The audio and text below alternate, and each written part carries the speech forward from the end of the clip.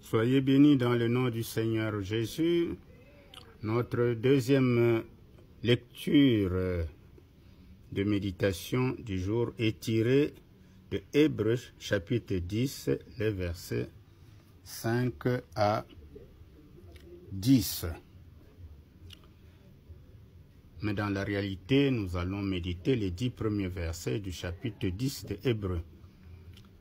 Alors, ce passage décrit l'inefficacité de la loi de Moïse par ses sacrifices répétés d'année en année, comparé à l'efficacité du sacrifice de Christ, qui lui a été offert une fois pour toutes.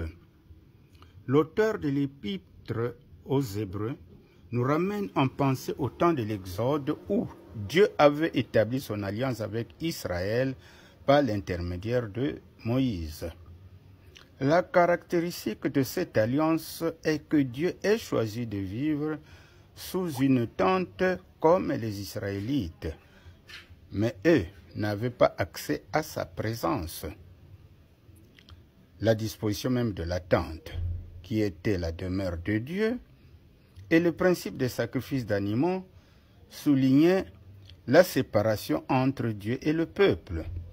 Seul le grand prêtre, une fois par an, avait droit de pénétrer dans le sanctuaire, comme cela nous est dit en Hébreux 9, verset 7. Tout le rituel cultuel décrit en Hébreux 9 est l'ombre qui préfigurait le sacrifice du Christ. Ainsi, l'avènement du Christ a bouleversé tous les systèmes de l'ancienne alliance, car Dieu venait d'instaurer un nouvel ordre, comme le stipule Hébreux 9, verset 10. En effet, Christ, en tant que grand prêtre de la nouvelle dispensation, s'est offert une fois pour toutes pour le pardon des péchés, confère Hébreux 9, verset 14. Ceci en remplacement de ce que pouvaient offrir les sacrifices perpétuels de la loi de Moïse. Eh bien, par le sacrifice de Christ, nous sommes pardonnés et nous avons accès à Dieu gracieusement. C'est là une révolution dans les relations de Dieu avec son peuple, dont Jésus a payé le prix, confère Luc 23, versets 44 à 46. Par le sacrement de baptême, nous recevons le pardon du péché originel et des péchés passés. Quitte à marcher désormais en nouveauté de vie et à confesser ses péchés chaque fois que nous tombons par faiblesse pour nous renouveler et nous réconcilier avec Dieu que nous avons offensé momentanément. C'est là la marche de la sanctification que Dieu attend de nous. Entendu que Jésus est notre espérance et notre sauveur. Alors, que devons-nous retenir de ce texte? Eh bien, en accomplissant la volonté de Dieu, Christ nous a sanctifiés par le sacrifice de son corps. Par sa mort, il a fait l'expiation de nos péchés afin que nous puissions paraître saints devant Dieu, confère Colossiens 1, verset 23.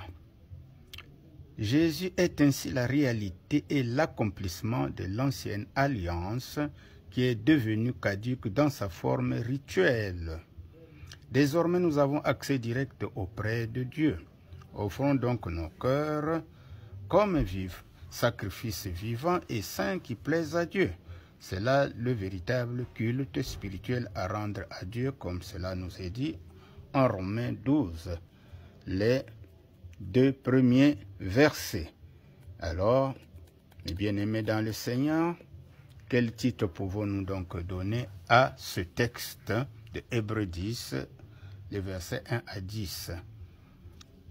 Jésus, le sacrifice parfait.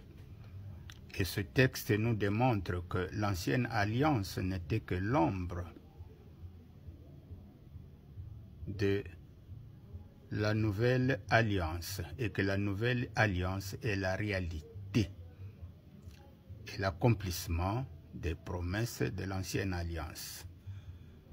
Merci, mes bien-aimés, de nous suivre.